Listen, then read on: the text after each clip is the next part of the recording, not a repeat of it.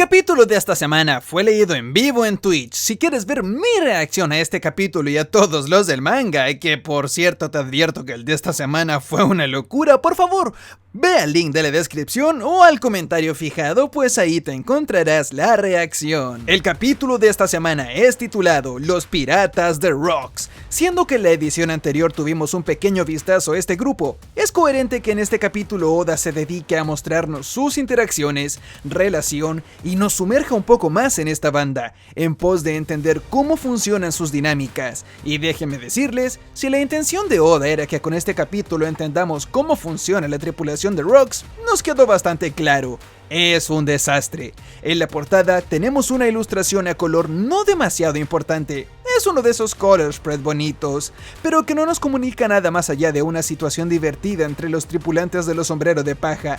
Por lo menos uno de los pingüinitos es fanático de Zoro, ya que tiene su cabello y las antiparras que este usaba en el arco de Skypiea, y otro de los pingüinitos tiene un casco rosado que podría ser o no una referencia al sombrero de Chopper. La ciudad no parece hacer una referencia a ningún lugar en específico, solo una adorable ciudad cualquiera con restaurantes y una costa marina.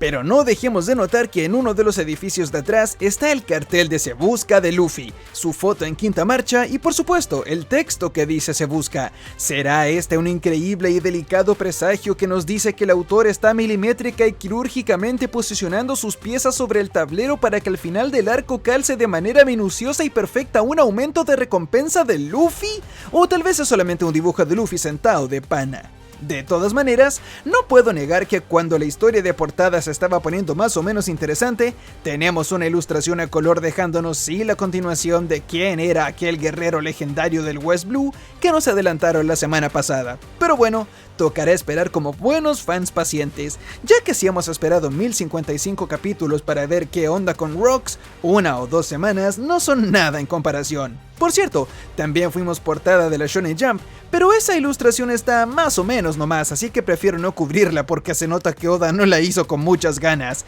El autor simplemente se olvidó de cómo dibujar a Luffy pre-time skip, y cada vez que intenta hacerlo más joven, lo trata de dibujar más tierno y cabezón, y solo termina dibujando un gremlin deforme que no se asemeja para nada al protagonista de la primera parte de la obra.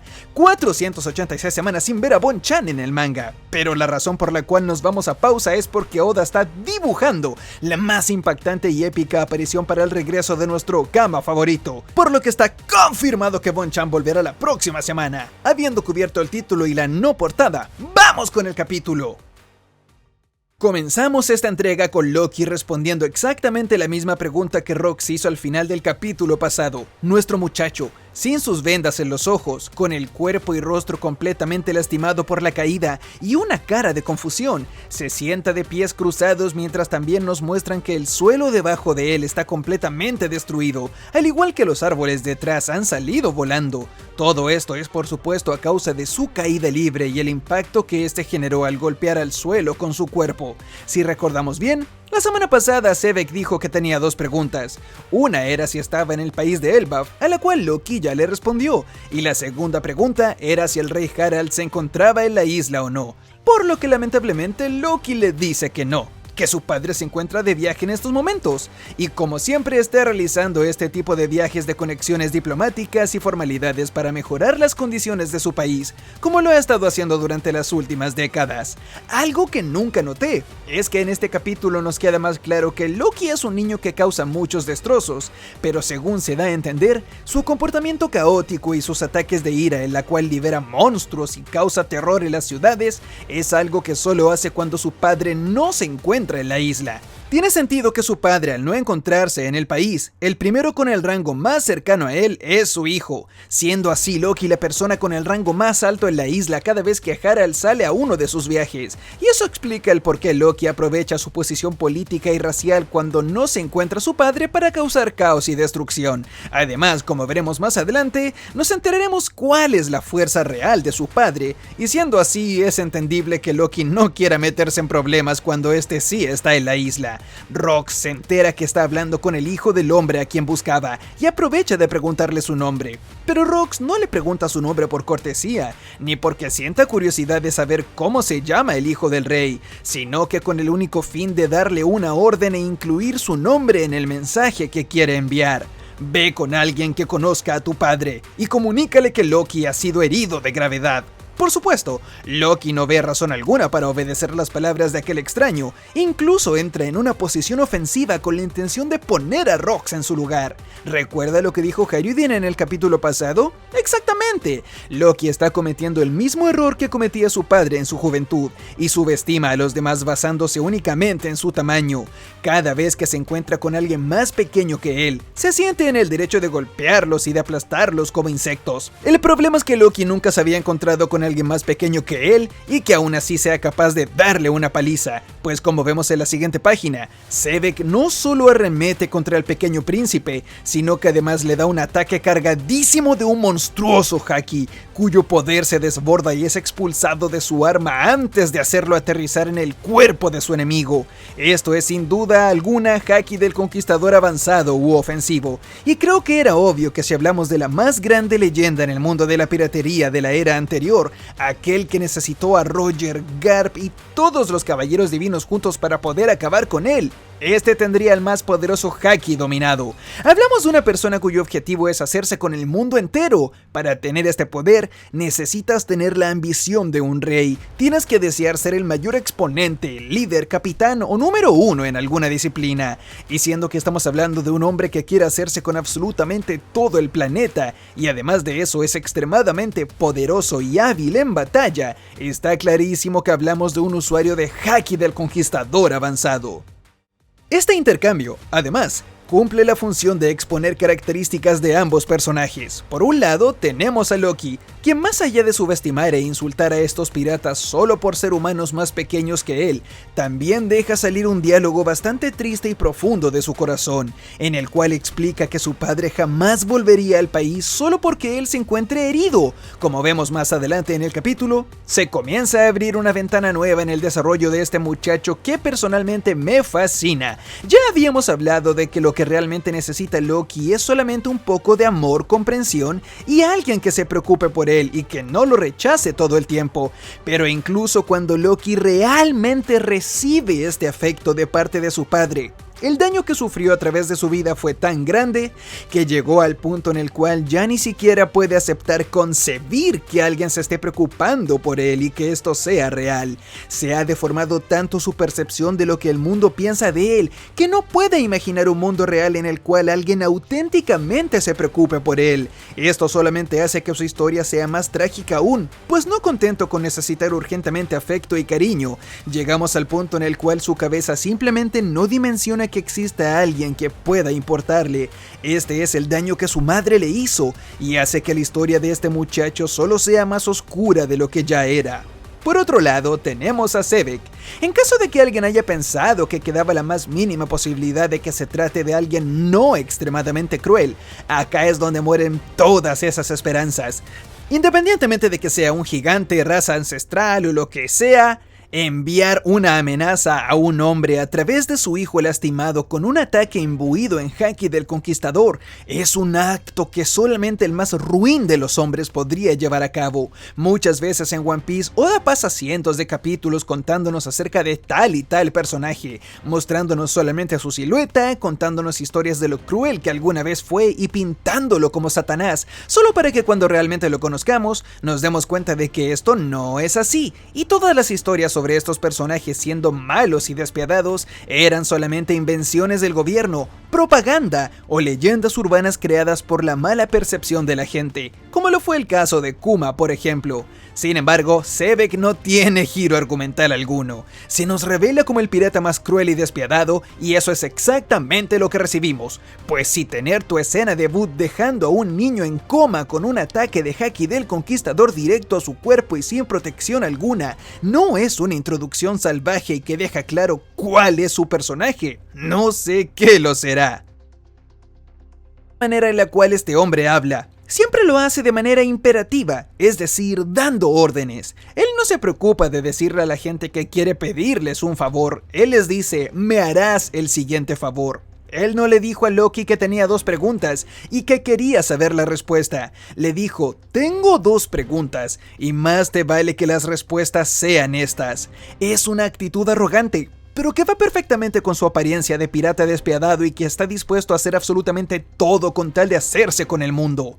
El capítulo continúa y el narrador se esmera en contarnos cómo es que llegamos a esta situación, entrando oficialmente al flashback del flashback por segunda vez dentro de este flashback. El primer flashback del flashback fue cuando entramos al flashback de Harald en medio del flashback de Loki, y el segundo flashback del flashback fue cuando entramos al flashback de Rox en el Levely en medio del mismo flashback.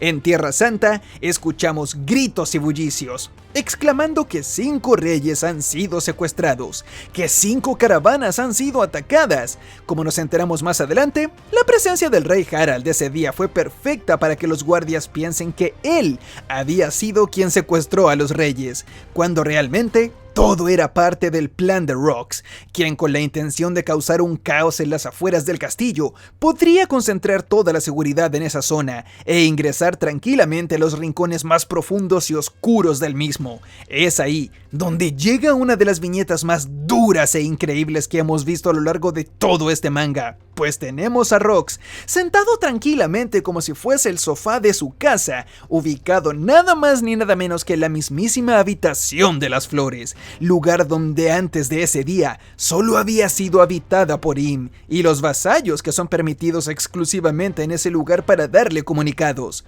Obviamente, tenemos el típico diálogo de Im en esta parte indicando que la vida de esos 5 ancianos para él no son nada, que la vida de los reyes es como insectos para él, obviamente usando el pronombre personal Mu para referirse a sí mismo, y pasa de ellos olímpicamente. Sin embargo, aquel hombre que está sentado a un rincón de la habitación es que realmente nos interesa acá. Junto a Im, tenemos también a Gunko, quien viste una especie de velo junto con la mascarilla tapabocas que siempre lleva consigo, de paso revelándonos que su cabello natural es largo y que este no creció al ser poseído por Im, sino que simplemente estaba oculto debajo de su ropa, y que normalmente solo deja ver su flequillo. Im solo se limitó a mirar hacia el lado, pues como nos indica el narrador, en este lugar es donde Rox se dio cuenta que no estaba preparado para enfrentar esta gran pared, pues se dio cuenta de inmediato que al enfrentar a Im iba más allá de sus límites, llevando a cabo así un digno escape, no sin antes mirar a los ojos a aquel que se ubica en la cima, comunicándole: algún día regresaré a este lugar. Ok, de acá tenemos muchísimo que sacar, vayan por palomitas, en especial porque se hace mención a Davy Jones, aclarando que se ve que es fan de este famoso pirata. Davy Jones es otro personaje que durante más de 20 años Oda ha construido lentamente y ha dejado pistas a través de todo el manga sobre lo importante que es este personaje realmente en la obra. Pero bueno, como dije, vamos por orden porque esta sección del capítulo es toda una locura.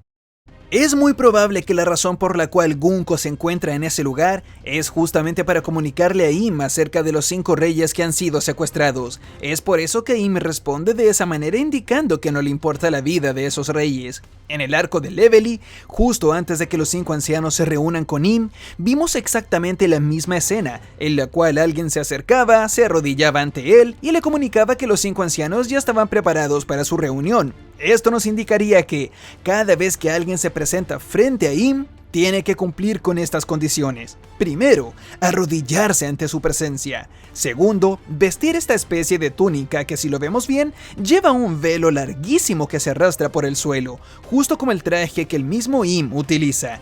¿Cuál será el significado de estas ropas tan grandes y cuál será la necesidad de vestirlas dentro de la habitación de las flores? Esto podría confirmar también que la persona en el arco de Levely que fue a comunicarle acerca de los 5 ancianos era justamente Gunko, pues en el anime le asignaron la voz de una mujer ruda que calza perfectamente con cómo nos imaginamos que hablaría esta muchacha. Sin embargo, en el anime por alguna razón le pusieron un sombrero en la cabeza, cuando en el manga no portaba uno. No sabemos si fue indicación del autor o si solamente el estudio lo arruinó al tratar de inventar un diseño un poco más detallado para esa escena y terminó contradiciendo el canon. Pero bueno, por ahora nos quedamos con esto. Ahora toca hablar de un tema bastante polémico, que en el manga se ha dejado bastante ambiguo. ¿Qué sucedió exactamente ese día en el castillo? ¿Cómo hizo Rox para poder entrar a la habitación de las flores? ¿Qué vio en Im que lo hizo darse cuenta que no tenía absolutamente ninguna posibilidad de ganar en ese momento? ¿Por qué Im no hizo nada aparentemente ante la presencia de este pirata dentro de su habitación sagrada y privada? O al menos eso parece que pasó. Bien, comencemos hablando de por qué siquiera Sebek está en ese lugar, y hablemos sobre si él sabía o no con anterioridad acerca de la existencia de Im. Según sabemos, el objetivo de Rox es dominar el mundo entero, pero si lo pensamos, es imposible querer dominar el mundo y adueñarse de él si en este momento dicho mundo ya está siendo dominado por alguien más. Es simple sentido común para cualquiera el darse cuenta que el mundo justo ahora está siendo dominado por el gobierno mundial. No importa lo que hagas, no importa dónde vayas, siempre notarás que el gobierno es esa sombra que constantemente monitorea el mundo entero y tiene a todos los países del mundo bajo su control y limitados en su actuar. Sabiendo que el gobierno mundial es el actual dueño del planeta e incluso lleva la palabra mundial en su nombre, Sebek se propuso un plan simple: subir allá arriba, acabar con quien sea que esté a cargo del mundo y sea el dueño, y coronarse como el rey que siempre quiso ser. Por lógica, era obvio que allá arriba se encontraba quien sea o quienes sean con quien tenía que acabar. Esto sonaba muy fácil en su cabeza, por lo tanto Rox invadió Marilloa y se infiltró en las zonas más privadas sabiendo que ahí adentro se encontraría a los líderes, y lo hizo en medio de un levely, asegurándose de que sea un día en que las defensas estén más bajas en los rincones más profundos. Pero él ya tenía sus teorías. Su intención simplemente era acabar con quien sea que esté más arriba en la jerarquía del mundo para así adueñárselo. Quizás pensaba encontrarse con los 5 ancianos y acabar con ellos, pero como vemos, llegó hasta Im, quien de cierta manera confirmó sus sospechas, pues como vemos, Sebek comenta que más o menos esperaba que el mundo tenga un solo dueño oculto que se siente en la cima. Si los dueños del mundo eran los 5 ancianos, iba a acabar con ellos, pero si había alguien más arriba, no iba a dudar a atacarlo a él. Ahora, ¿perdió Rox solamente contra Im? ¿Será que este hombre tan poderoso llegó a esta habitación, vio al dueño del mundo a los ojos, sintió su poderoso haki del conquistador explotando a través de toda la habitación y de inmediato llegó a la conclusión de que no podría derrotarlo? El autor no nos da detalles de exactamente a qué se enfrentó Rox al llegar a ese lugar. Es más, nos da una viñeta de Im mirando hacia el lado con poco interés, así como también una de Gunko con una expresión bastante despreocupada volteando levemente su cabeza y sin desesperarse ante la presencia del invasor, por lo que es posible que en ese momento frente a Sebek se hayan presentado los 5 ancianos en su forma demoníaca.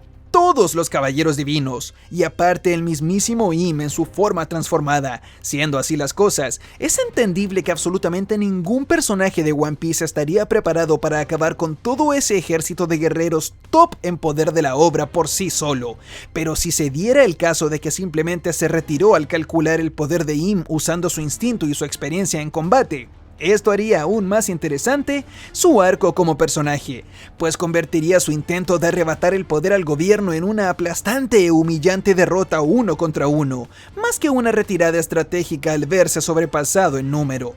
Esto finalmente nos explica el por qué en aquella misteriosa escena Im despedazó las fotografías de diversos personajes y entre ellos se encontraba el rostro de Teach, pues viendo que un pirata exactamente con el mismo rostro y por supuesto el mismo apellido que aquel que lo invadió en su habitación de las flores hace 50 años, se había armado un nombre tan peligroso en el mundo de la piratería, era un objetivo sobre el que él definitivamente tendría un ojo puesto, y cuando hablo del mismo apellido, me refiero a la D. Ya que aún no se nos revela exactamente el por qué parte del apellido de Barba Negra no calza con el de Sebek, dejando afuera el Rox, aunque muy probablemente sea solo para ocultar y no hacer tan obvio que es hijo de alguien tan peligroso a través de la historia, así no siendo condenado solo por ser su hijo, al igual como el mundo hizo con Ace.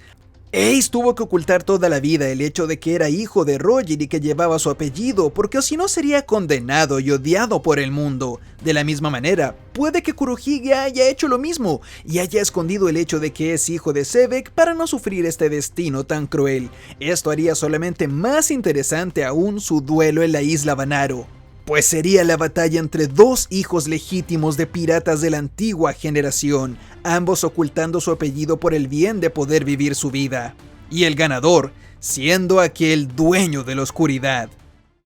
El narrador nos explica que a pesar de la épica promesa que Rox hace sobre regresar algún día a ese lugar, esa fue la primera y última vez que estos dos se vieron. Como sabemos, Sebek más o menos desapareció de la faz de la Tierra, no confirmándonos su estado vital, pero nos basta con saber que no volvió para cumplir su promesa. Ahora, cuidado. Como sabemos, esta es una serie sobre voluntades heredadas, y si bien subiré un video detallando y explicando profundamente al personaje de Kurohige y Rox durante la semana, me es imposible no emocionarme, pues como adelanto, les puedo decir claramente que Barbanegra se está esforzando en seguir los pasos de su padre, y si este no pudo cumplir la promesa de volver y enfrentar a Im, sería épico ver a su hijo subir allá arriba, hacer que Im lo mire a la cara, hacerlo recordar inevitablemente a aquel pirata que lo invadió en su habitación sagrada hace 50 años al ver que son iguales, y que Kurohige le diga: "Te dije que volvería", para iniciar una especie de batalla de venganza en honor a la voluntad de su padre que no pudo cumplirse.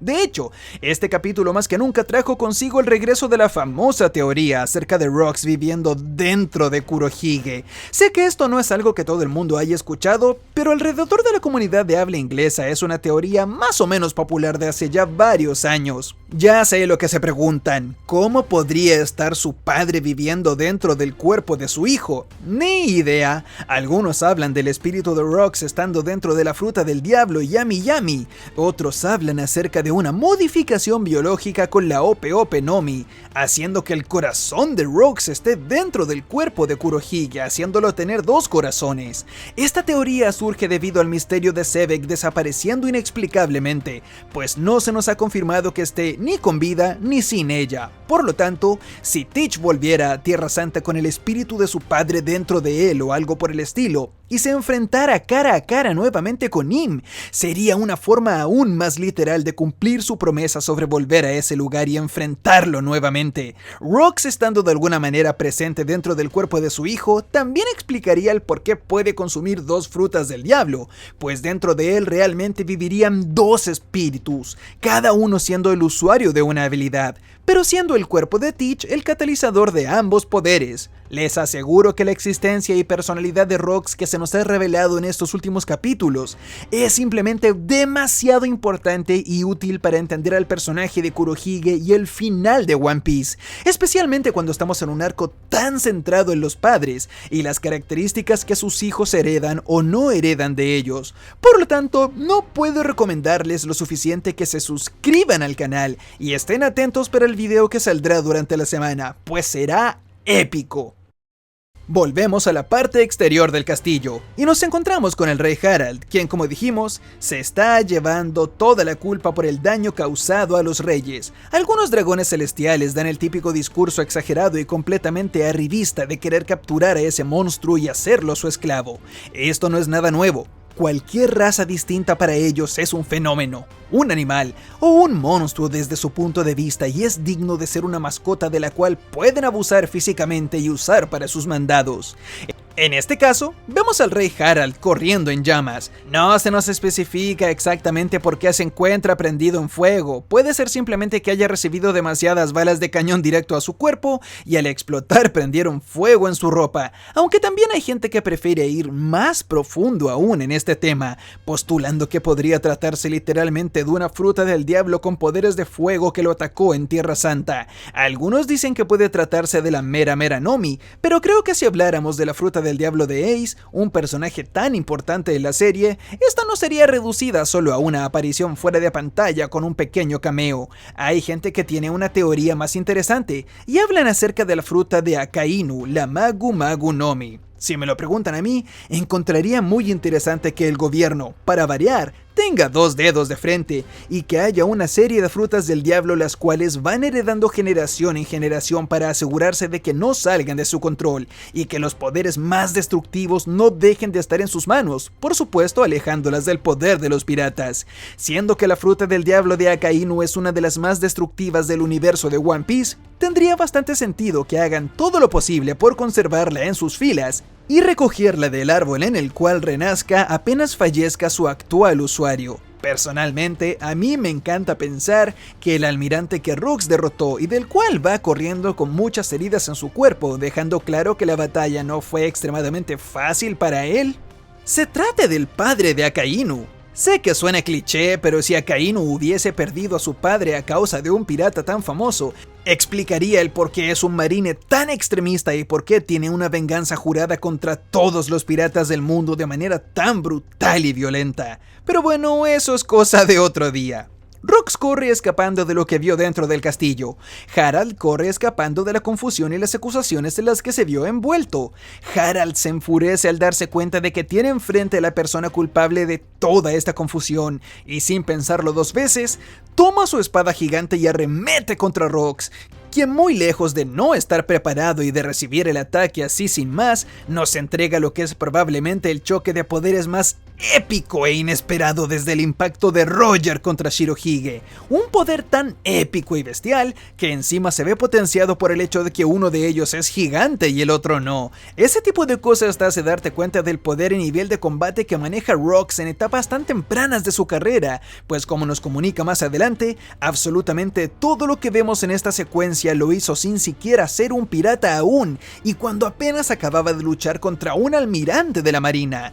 Este es un Rox principiante y ya estaba preparado para luchar al mismo nivel que el rey de los gigantes, cuyo nombre era temido alrededor del mundo y que con una patada destruía reinos. El narrador nos explica que el choque de estos dos poderes fue capaz de dejar fuera de combate a todos aquellos que se encuentren en un rango de 5 kilómetros, dejando claro nuevamente que estamos enfrente de dos monstruos de nivel simplemente superior. Aún así, ese choque de espadas fue suficiente como para que ambos hayan podido medir la fuerza de su adversario, de darse cuenta que ambos son usuarios de Haki del Conquistador avanzado u ofensivo, y que intentar derrotarse el uno al otro en ese lugar y en ese momento era una pérdida de tiempo, pues esa batalla duraría semanas, y con lo que no cuentan ahora es con tiempo. Debido a eso, tenemos la creación de una de las rivalidades / bromances más geniales que hemos visto en One Piece. Ya lo dijo Bartolomeo en el arco de Dressrosa: cuando dos hombres chocan sus puños, se convierten en hermanos de la arena de combate, y es exactamente lo que sucedió en esta escena. Harald parece conocer menos que Rox sobre el nivel de peligrosidad en el cual se está metiendo. Zebek le indica que vuelvan a lanzar un ataque así de poderoso nuevamente, pero que esta vez lo hagan en la dirección de la Tierra Santa, pues allá se encuentran quienes los están persiguiendo para convertirlos en esclavos y castigarlos por sus crímenes, por lo que luego de soltar un ataque devastador que les da tiempo de tener una pequeña charla, damos paso a una de las más divertidas interacciones. Harald le pregunta a su nuevo rival a dónde se encuentra Elbaf, lo cual es medio raro siendo que los gigantes son expertos en navegación, pero bueno, quizás es fácil perder la orientación cuando estás sobre la Red Line. Y tan solo basta con que Rox le señale la dirección en la cual se encuentra la isla para que, aún con Rox sobre su hombro, Harald no lo piense ni siquiera un segundo y salte de la manera más cavernícola directamente desde la Red Line en caída libre. Digan lo que quieran, pero Rox subido al hombro de Harald, cada uno protegiendo uno de los frentes y convirtiéndose en un caparazón impenetrable de poder, es simplemente demasiado épico, y no puedo esperar para ver a estos dos nuevamente luchando codo a codo. Por cierto, al parecer, si bien Im ni los Caballeros Divinos salieron directamente persiguiendo a Zebek, por lo menos uno de los almirantes de la marina sí lo hizo, y debo decir que me causa bastante gracia la manera tragicómica en la cual se narra la situación de este almirante, y cómo el equipo médico hizo su mejor esfuerzo para que este no pierda la vida ni los signos vitales, y a pesar de todo no lo lograron.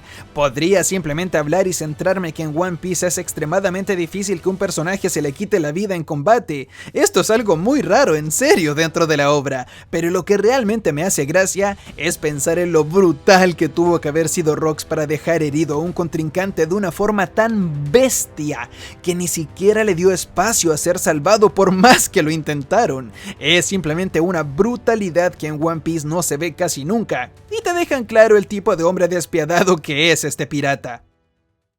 No nos revelan directamente su recompensa, pero se puede inferir que definitivamente está por las cifras de los miles de millones. ¿Quieren hacer sus apuestas en los comentarios? Yo por ahora me la juego con 3.600 millones de berries. Los voy a estar leyendo a todos y cuando se revele su recompensa volveré para ver si alguien le atinó y mostraré su comentario en ese video para felicitarlo por haber adivinado. Y sí, odio decirlo y no quise comentarlo la semana pasada porque lo consideré una total estupidez. Pero este capítulo es peligroso, no puedo creer que esté diciendo esto, pero la pose, la fotografía del cartel de Se Busca de Rox es casi igual al cartel de Se Busca de Buggy.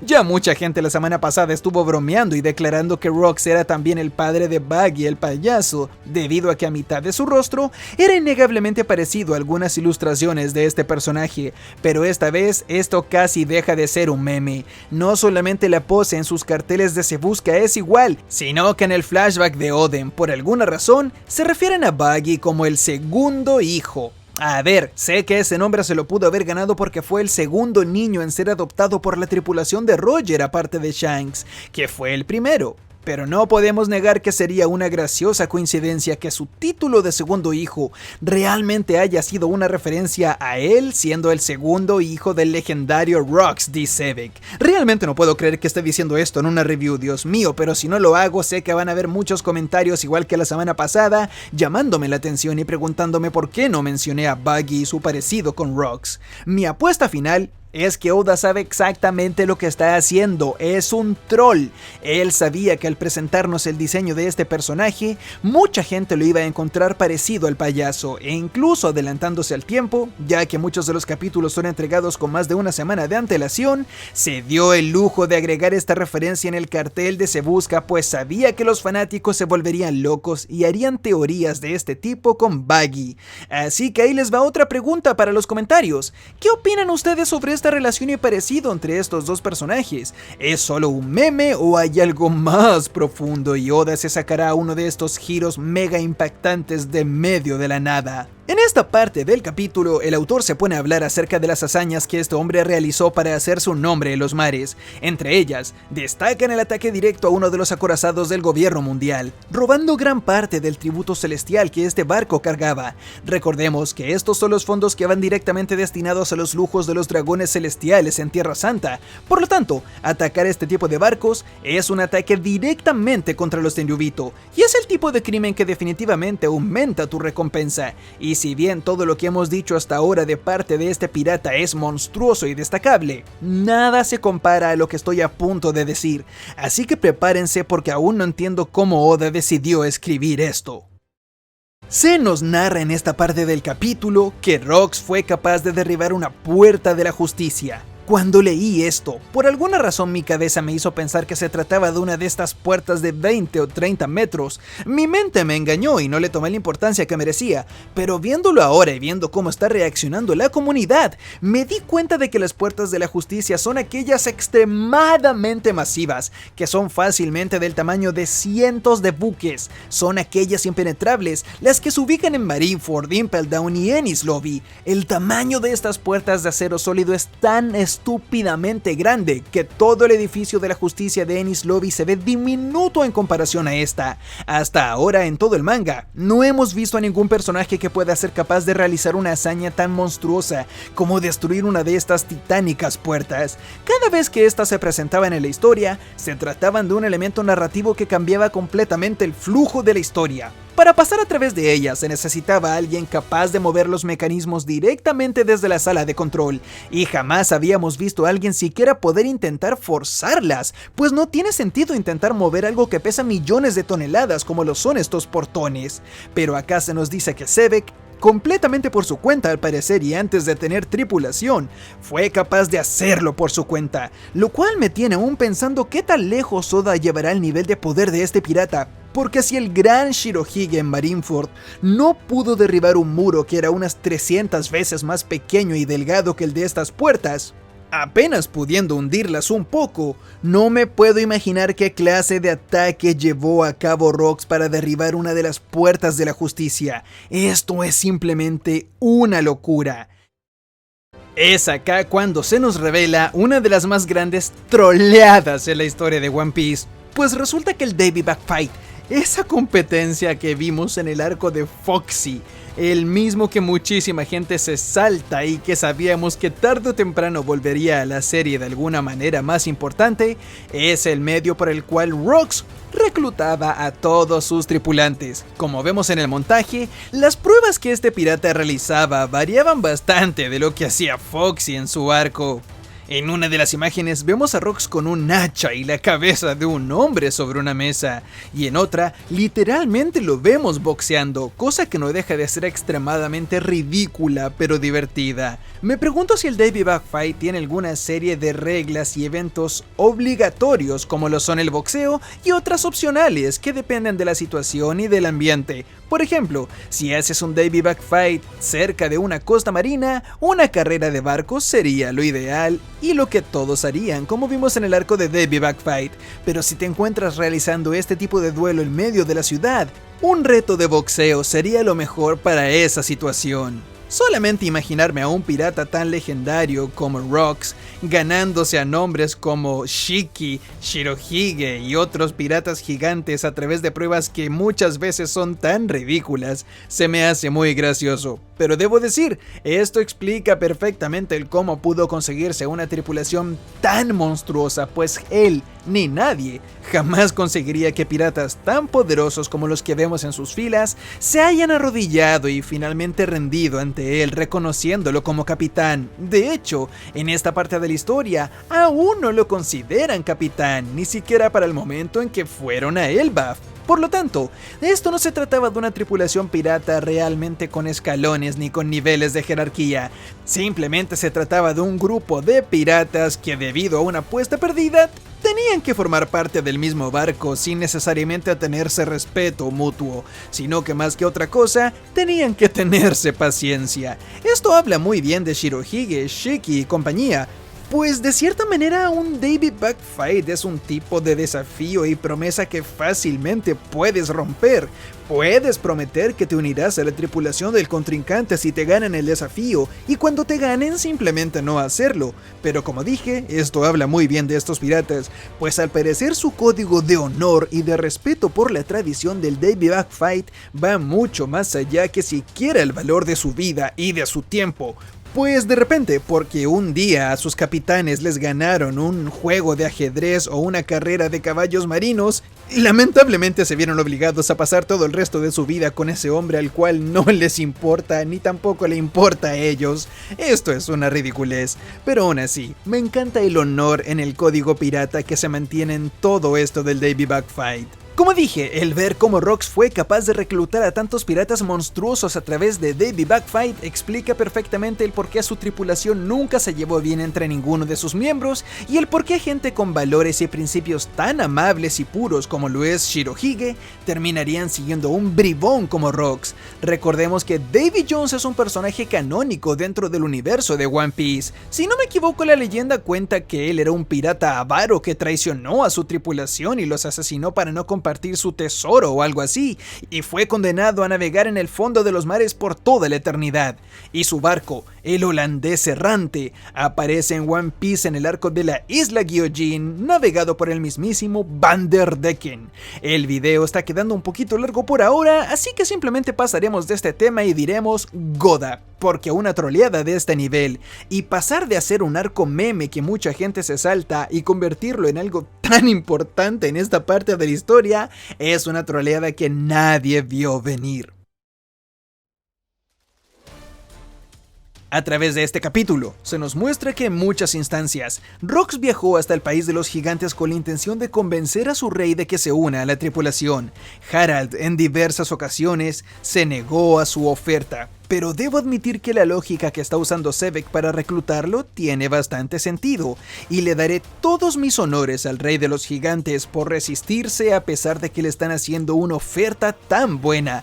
Rox le aclara que solo pierde el tiempo intentando negociar con el gobierno, lo cual es cierto, pues al gobierno mundial no le puede importar menos lo que una raza apartada al fin del mundo necesite. Ellos son felices estando en la cima del mundo y nunca se van a preocupar por una minoría. Pero aún así, Harald prefiere no volver a caer en la violencia y decide mantenerse firme a sus nuevas convicciones de ser alguien que lleva todo por la línea de la formalidad y la educación. Así que Harald, nuevamente todos mis honores para ti, porque eres un guerrero que realmente vale la pena y respeto. Por cierto, acá conocemos a gran parte de los piratas de esta tripulación que aún nos faltaba por conocer. Y miren a quién tenemos aquí. No solo conocemos finalmente a Ochoku, quien fue el protagonista del incidente de Rocky Port hace algunos meses. Y sí, no puedo no destacar el parecido que este personaje tiene con Caribou, el payaso que también casualmente sigue a Kurohige en la actualidad.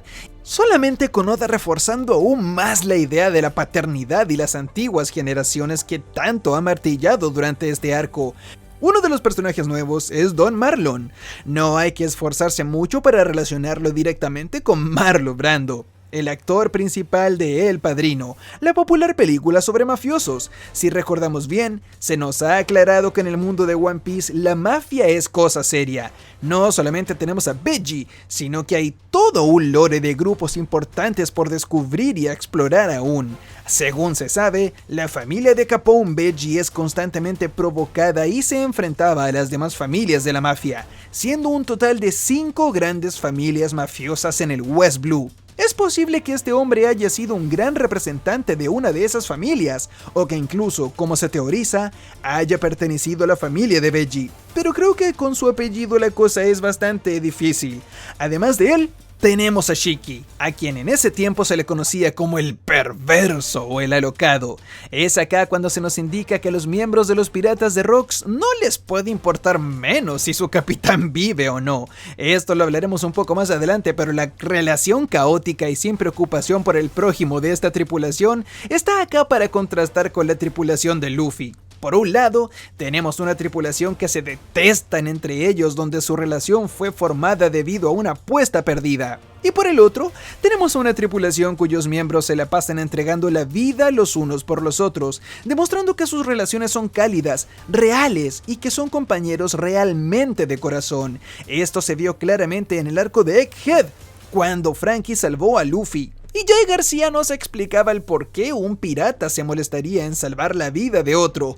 Claramente la única vez que Jay García vio a un grupo de piratas pelear fue en el incidente de God Valley, en donde los piratas de Rock se pasaban traicionando los unos a los otros sin parar. Es por eso que le llama tanto la atención que Franky haya salvado a Luffy en esa escena, y demuestra perfectamente que hay dos tipos de tripulaciones piratas: aquellos que se protegen las espaldas mutuamente y aquellos que simplemente dejan morir a sus compañeros en el campo de batalla, como lo es el caso de Rocks, según nos indica Shiki.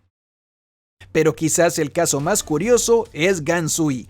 Gansui es un personaje que, si bien es nuevo en presentación, es alguien a quien te aseguro que has visto antes, pues se trata nada más ni nada menos que el pirata zombie con armadura corpulenta que vimos en Thriller Bark. Dios mío, Gecko Moria, qué manera de farmear piratas famosos y legendarios.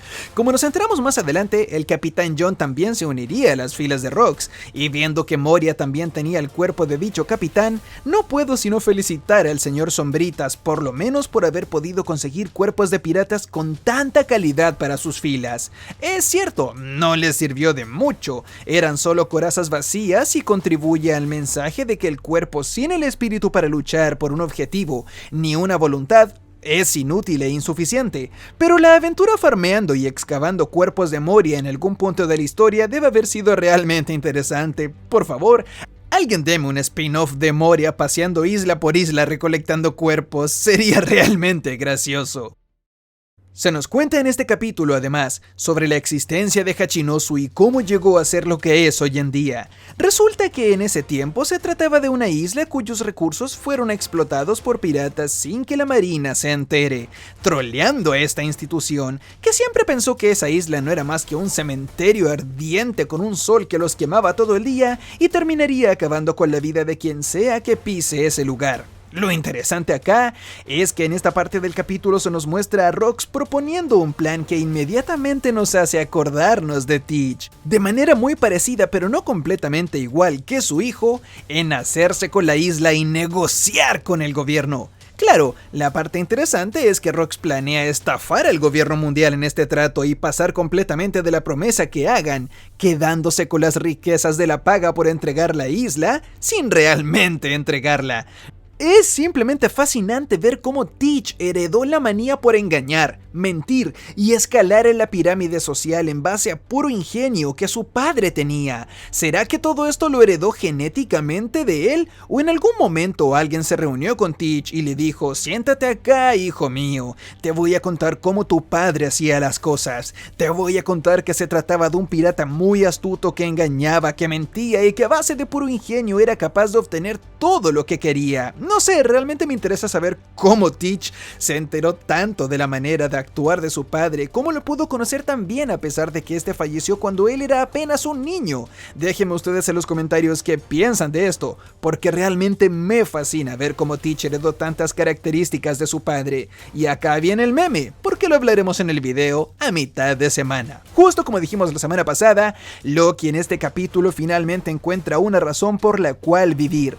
Obtiene inspiración al ver cómo Rox da su discurso acerca de dominar el mundo. Y por primera vez, nuestro muchacho encontró una razón por la cual vivir. Loki en esta parte del capítulo sonríe de verdad. Me atrevería a decir que esta es la primera vez en la vida de Loki que es auténticamente feliz desde lo más profundo de su corazón. Y siendo este el caso, es muy entendible que haya sentido una admiración total e inquebrantable hacia Rox. El solo pensar el impacto que tuvo que haber tenido en este niño, el sentir que por primera vez valía la pena vivir, es suficiente para entender que este fue un antes y un después en su vida, y que su afición por destruir el mundo, o mejor dicho, su ambición de llevar a cabo un plan a escala global, comenzó desde este momento en adelante. Lamentablemente, como sabemos, su relación con este gran pirata no será la mejor del mundo. Sabemos que Rox volverá una y otra vez a la isla a pedirle a su rey que se una a la tripulación, y también sabemos que Rox golpeaba a Loki cuando éste le pedía ser parte de su grupo pirata, por lo que podemos inferir que cada vez que Rox visitaba la tierra de los gigantes, solamente hacía que Loki se lleve una paliza brutal, en la cual rechazaban su petición de unirse a la tripulación de Rox. Esto es inevitable que nos recuerde a la relación que Luffy tenía con Shanks al inicio de la obra, y si bien Shanks no se la pasaba pegándole a Luffy ni dejándolo inconsciente ni dándole golpes con Haki del Conquistador, cada vez que el pelirrojo se estacionaba en Villa Fuchsia, no podía evitar tener a ese pequeño niño molesto pidiéndole todos los días a que lo deje ir con él en sus viajes marinos, solamente para terminar con una olímpica rechazada épica. El capítulo termina mostrándonos la bandera de esta tripulación, la cual es una calavera que tiene una cabeza con llamas con un patrón muy parecido al de Luffy en su quinta marcha. ¿Puede alguien explicarme esto? No solo eso, sino que casualmente la marca de esta bandera es innegablemente parecida a aquel tatuaje que Luffy tenía en su abdomen en el momento de su Davy Back Fight, justamente contra Foxy. ¿Qué estás cocinando, Eiichiro Oda? A mí no me engañas. ¿Qué espectáculo violento y épico veremos en el siguiente capítulo? Esta reseña quedó larguísima, pero créanme que he tenido que cortar sin broma 25 minutos de este video para poder dejarlo para mitad de semana, porque de lo contrario cubriría simplemente demasiadas cosas y encima de eso no las cumpliría completas. Por lo tanto, los invito a suscribirse al canal y estar preparados para el video que sacaré, pues ahí no solamente hablaré de lo que no pude en este video, sino que además expondré la verdad y secretos que nunca han sido contados sobre Barba Negra, Kurohige. Y muchas gracias por ver el video, pero como sabes, este no es nada sin tu comentario, así que deja uno abajo y veamos qué tal. Este capítulo solamente tuvo 15 páginas, pero hizo explotar mi cabeza de una manera que ningún otro capítulo lo había hecho antes. Pensé que con la entrega de la semana pasada ya era suficiente y Oda ya había llegado a su límite de lore expuesto en tan solo un capítulo, pero en esta entrega nos damos cuenta que no.